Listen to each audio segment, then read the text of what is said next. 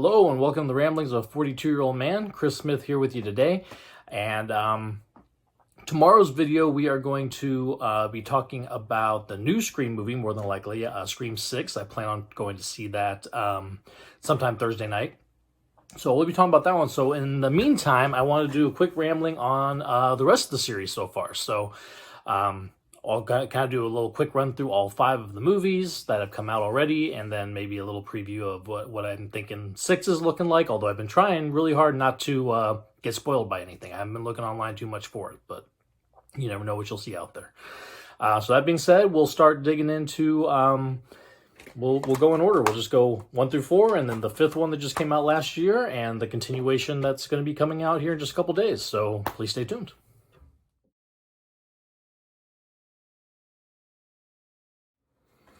Okay, so we'll start with, obviously, 1996's Scream, the very first one of the franchise. It came out in December 1996, directed by Wes Craven, who was most famous for A Nightmare on Elm Street. He's also had done, not too long before this one, he had done Wes Craven's A New Nightmare, which was kind of a reimagining of Nightmare on Elm Street, including a lot of the meta stuff that we would see kind of lead into Scream. So you can see some of the framework for what this would become with that film. Wes Craven was very famous for a number of movies. In the 70s, he had Last House on the Left and Hills Have Eyes. The 80s, he had, obviously Nightmare on Elm Street put him on the map. He tried some non-horror related fare as well, things like Music of the Heart, but really his main contribution really was in the genre on the horror side. So again, Wes Craven directs. Kevin Williamson, this is actually his first writing credit, and he would go on to become pretty famous, mainly because of Scream. He would go on to do Dawson's Creek, I Know What You Did Last Summer. He did a draft of Halloween H2O, Killing Mrs. Tingle, things like that. And, he really kind of made a name for himself with his writing style of Scream, which will continue on into the future projects that he would do as well. So we kind of begin with who we don't know it at this point because this is the first movie of the franchise. Our big 3 of Neve Campbell, Courtney Cox, and David Arquette are in here.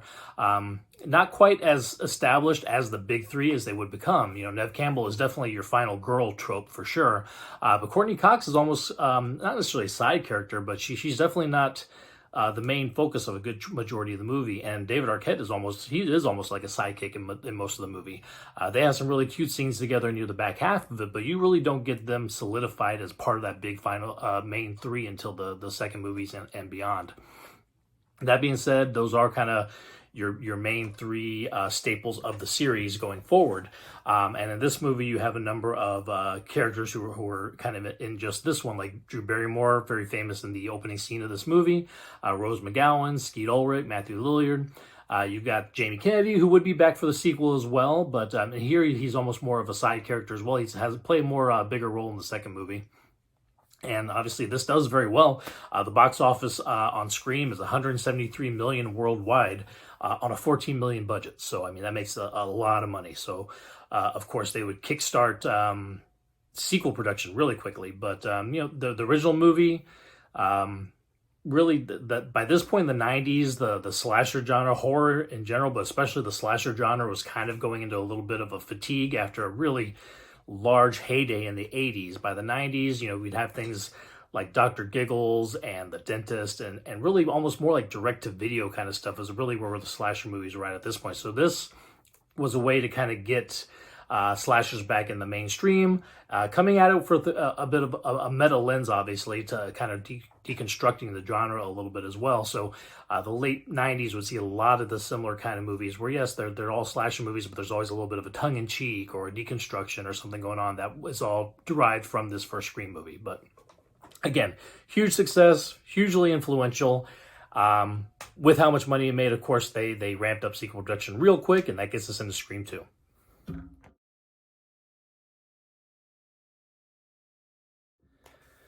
So Scream 2, again, after the success of the first Scream, gets into production super fast, and is actually released in theaters 1 year later. It is December 1997. Very, very quick turnaround, which we've just recently seen with now Scream 2022 and the new Scream 6. Again, a 1 year turnaround. They've gone back to that. Again, directed by Wes Craven. Again, written by Kevin Williamson. You got Nev Campbell, Courtney Cox, and David Arquette returning. You got Jamie Kennedy's back again for this one. Lee Schreiber, who had a very, very small scene in the original Scream. He's back again as his character in this one, where he plays a more prominent role as well. It really establishes that Courtney Cox, David Arquette, and Nev Campbell are going to be kind of your big three. By the end of the movie, you know, you realize that those are your core cast. You know, instead of having a final girl, you have this final trio that it continues through for a number of movies. Personally, I will say I like Scream 2 is my favorite of the Scream movies. I enjoy Scream 1 a lot. It's definitely my second, and you cannot doubt the influence that it had on movies and the horror genre specifically. But Scream 2, I think, is a little more tense, a little more, maybe a little more mature. You know, the first Scream movie was definitely kind of that high school slasher movie. This one, they're up into college. There is more focus on these older characters, the David Arquette and Courtney Cox, so it does feel a little bit older. And I enjoy it quite a bit. I think it, like I said, I find there's a scene where somebody's trying to climb over Ghostface to get out of the back of a car that is just, I remember being on the absolute edge of my seat when I watched it in the theaters as a kid. But this one I like quite a bit. It actually makes Jamie Kennedy into a character that you're really sad to see go by the end of it, which is saying something. But anyway, you got, along with our big three, you got Jamie Kennedy and Lee Schreiber returning, like I said.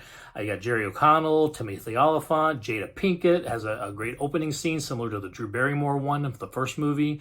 Sarah Michelle Gellar shows up for a quick scene. I was really hoping we'd see more of her. I remember when I would see this in theaters, I was big into Buffy at the time, and I really was excited to see Sarah Michelle Gellar and other things. And she's got like maybe 5 minutes of screen time in this movie, but it was good to see her. Anyway, again, huge success. This one, you know, first Scream made $173 million on a $14 million budget. This one, $172 million, almost equaling that Scream 1 budget. Box office. Now the budget's a little higher on this one, it's up to $24 million, but still 173 on a $24 million budget is still making a whole lot of money. So of course we're going to continue this series going. So we'll go ahead and get rolling into the next Scream movie, which is Scream 3.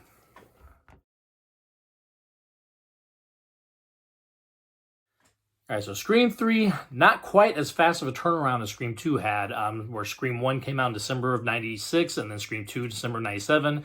It took a little over 2 years to get this one out. Still, fast turnaround when we think of the way sequels are. You know, a lot of times nowadays, sequels have, 3 to 4 years in between. This was just over 2. It was February of 2000. Wes Craven returns.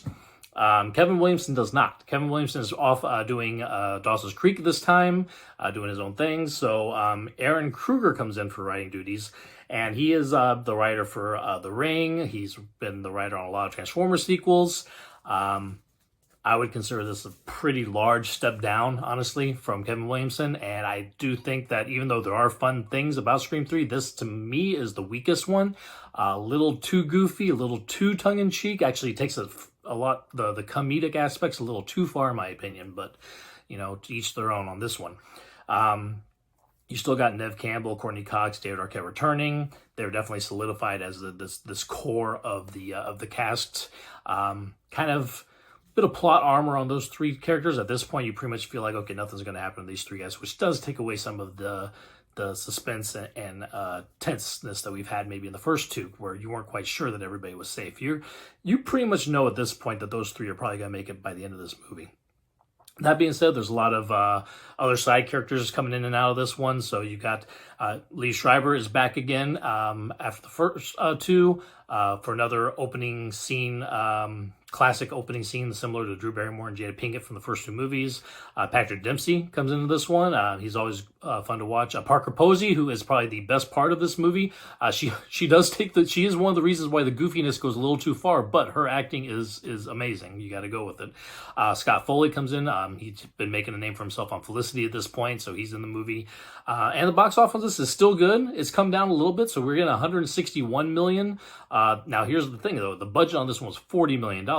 We're talking almost three times as much as the first movie, and your box office is starting to come down a little bit, which is why we would see a bit of a break at this point. Obviously, the reviews were not as good on this movie.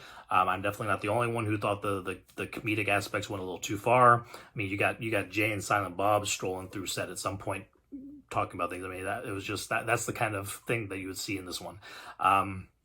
So this would be kind of a big gap. We weren't sure if we were going to see any more Scream. We thought maybe Scream was just going to be a trilogy, and that was going to be it. You know, there is a great final scene where we see Neve Campbell kind of walking out of her home, and her trust has kind of been rebuilt a little bit from, you know, after, you know, 2 and now 3 movies of just always getting always having to go through this stuff. She's been very, you know, recluse and secluded, but she's opening up. Her trust is a little more open. So we could end it here and be just fine. You know, the trilogy really was a good contained trilogy. That being said, it did not stop them from going ahead and getting another one ready to go about 10 years later after this, but we did eventually come back with Scream 4.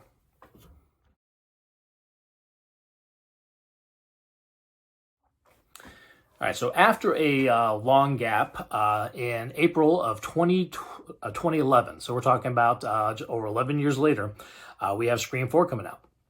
Wes Craven returns to direct. Kevin Williamson comes back again to write. So this is sort of a semi, not remake, but maybe, you know, you can tell there's an attempt to maybe bring in like a new younger crew as we follow our core 3 who are a little older now.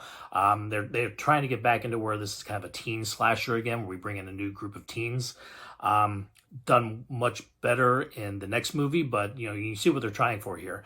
That being said, you know, Neve Campbell, Courtney Cox, and David Arquette are still main cornerstones of this movie. The teen characters that they bring in almost feel like secondary characters to still our main 3 at this point. So again, Neve Campbell, Courtney Cox, David Arquette all come back. Now I'll say, you know, I mentioned in the part about Scream 3 that the tension of maybe one of those 3 dying was very gone by the 3rd movie. This one, because of there being such a large gap, and they're coming back and they're bringing in new kids who could possibly be main characters going forward, there is a little bit more tension possibly of not necessarily Neve Campbell. I think you're pretty solid that she's going to make it, although there's a brutal fight at the end where it does look like she might not. So they're, you know, they do kind of throw a little bit at you, but I'll tell you right, there's a scene with Courtney Cox's character that I thought for sure that they were going to kill her off, and I remember being very tense about that. So the tension's back. The writing is much better. Kevin Williamson is just a solid upgrade over Aaron Kruger any day. And of course, Wes Craven directing is always going to give you something fun to watch, you know. The characters they do bring in to assist with Neve Campbell, Courtney Cox, and David Arquette are good. Emma Roberts, really good. Hayden Panettiere, who is actually going to be coming back in the Scream 6 this year. Roy Culkin, Marley Shelton, Kristen Bell, and Anna Paquin have, again, that opening scene that you always get with these movies. They're in there. And again, there's a little bit of a comedic tone, I think, in that kind of opening scene. It's a little more comedic than what we've seen in the previous ones, especially the opening parts of it. But then it gets much more into okay, we're back in the vein of the original Scream, that teen slasher vibe with these new characters. Then you're bringing in our core cast of our big 3 who kind of give more that maturity to it too. So you kind of got a good mix of Scream 1 and 2 in this one. I would say, you know, this was definitely a return to form for me. I enjoyed it.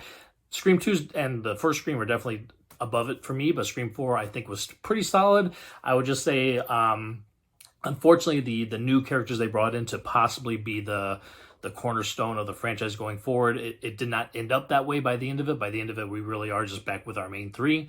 And so you just kind of didn't see where exactly they were going to go with this anymore. You know, we thought maybe it was going to be a new core group brought in that we'd follow from here forward, but that would not take place for another 11 years. And that would lead us into Scream 5, or Scream 2022, because they did not put a 5 on the end of it. But before we get into that, we'll talk about box office on Scream 4. Pretty low. Not low. I mean, $97 million worldwide is not awful, but again, you got a $40 million budget. It is, you know, much less than all 3 of the previous entries, which are 10 plus years older. So with inflation and stuff, it was definitely not what they were hoping for when they decided they were going to bring Scream back. And that's why we had another, 11-year gap between this one and the next one. That being said, the way that they were able to kind of take what they learned from this one, I think, and move on to the next one. I think there were some lessons learned on this movie that made the next movie as good as it's going to end up being. We'll talk about that one next.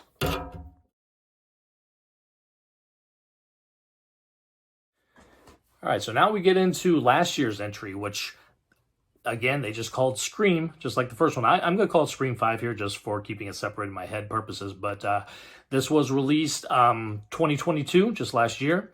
And it was January 2022 last year. And New director, new writers. Now, between Scream 4 and here, Wes Craven unfortunately passed away. Kevin Williamson is been doing his own thing at this point. So the team of Radio Silence, which is what they call themselves, a filmmaking collective, but it's a group that directs, writes movies together. They've done Ready or Not with Samara Weaving a couple years before this, which is a wonderful movie with some great comedic tones along with some really good scares and good horror in it as well. A really good mix of the comedy and horror that the original two Scream movies kind of had too.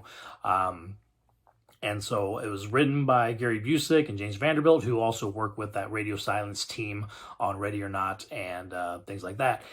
They'd done a short in one of the VHS anthologies as well. So a really strong team. Excitement definitely ramped up when we heard this team was taking this on, because Ready or Not, I love Ready or Not. I think it's one of the better horror movies that we've gotten in the last 5 years. And they were able to bring back Neve Campbell, Courtney Cox, and David Arquette, but unlike Scream 4, what I love about this one is the new cast is your core cast. Neve Campbell and Courtney Cox and David Arquette are more side characters in this one. Now, by the finale, Neve Campbell and Courtney Cox are front and center, but we don't lose track of our new cast either. Our new final girls are still right there in the middle of everything as well. So this did what Scream 4 could not, which was pass the torch. Which is good, because unfortunately, the Scream movie that's coming out this year, Neve Campbell is not coming back, and for reasons that I will not spoil here, we will have another one of those main three characters not coming back as well. But, so last year's Scream, we've got our core three back again, but our main characters of this one, Melissa Barrera, Jenna Ortega, who has been making such a name for herself recently with Wednesday and X and this, and I saw her in Babysitter Killer Queen. She was in a fun family movie called Yes Day that my kids make me watch all the time. So she has been just in a whole bunch of stuff recently. Mason Gooding and Jasmine Savoy Brown kind of make up a replacement for the Jamie Kennedy character of the original Scream. In fact, they end up being his niece and nephew in the movie. So, but you can tell, especially Jasmine Savoy Brown, is that Jamie Kennedy character from the first one, who's just got all the knowledge of the horror movies and stuff. So they kind of give us the tropes of everything and talk us through that. So that core four is been moving on to the next movie that's coming out this year. So again, what Scream 4 tried and couldn't quite get, this one did. They gave us a new core. They passed the torch along, and I'm very excited to watch this new group of people, with a little input from maybe some of our core cast as well. But this was a really good passing of the torch movie. I liked it quite a bit.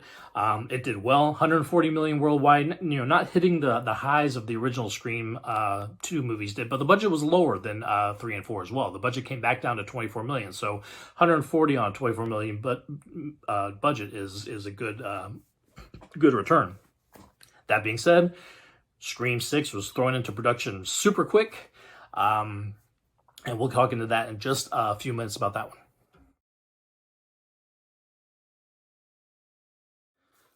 Sorry, so we get into the movie that is coming out this Friday, and I will hopefully be catching a Thursday night screening of it, and that way I will be able to talk about it on Friday, hopefully.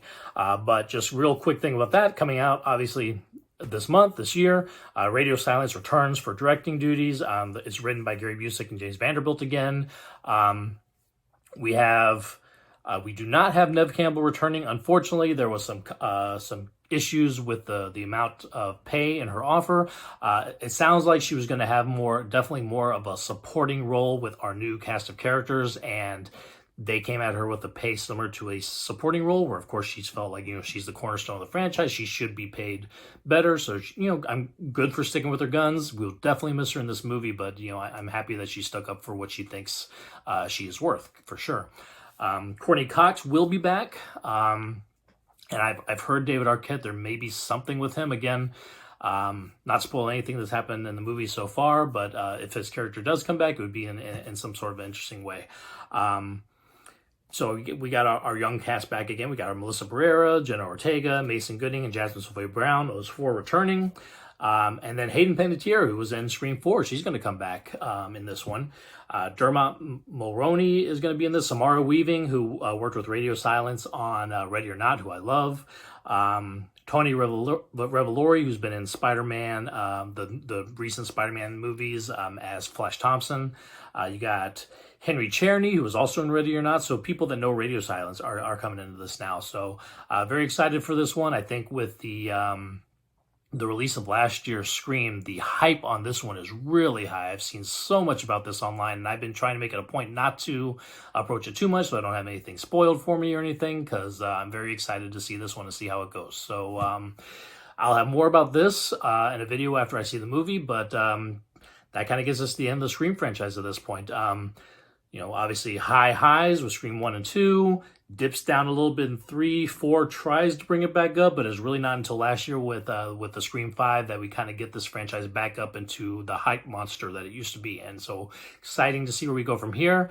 I'm pretty sure if this one does well, we will be getting a Scream 7 pretty soon afterwards. So we'll see how that all works and as this franchise continues. Thanks for watching, and I will be back soon with Scream 6 rambling. Talk to you later.